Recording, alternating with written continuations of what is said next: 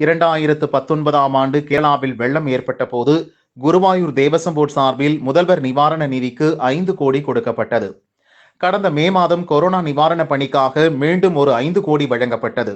இதை எதிர்த்து நாகேஷ், பிஜேஷ், குமார், பாபு, பிரசன்னகுமார், KSR மேனன், மேகன்குமார், பிரதீப், அருண்குமார், அனில்குமார் உள்ளிட்ட பக்தர்கள் மற்றும் இந்து அமைப்புகள் சார்பில் கேரள உயர்நீதிமன்றத்தில் பல்வேறு மனுக்கள் தாக்கல் செய்யப்பட்டன.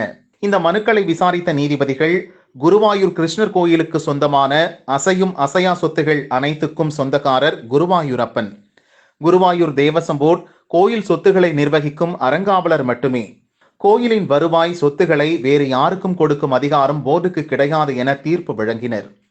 கோயிலின் வளர்ச்சி, கலாச்சாரம், கொள்கைகளை பரப்புவது மட்டுமே போர்டின் பணிகளாக இருக்க வேண்டும். இதையடுத்து தேவசம் போர்டிடமிருந்து பெறப்பட்ட 10 கோடியை கேரள அரசு திருப்பி கொடுக்க வேண்டும் என நீதிபதிகள் உத்தரவிட்டனர். இந்து கோயில் நிதி என்பது அரசு நிதி அல்ல.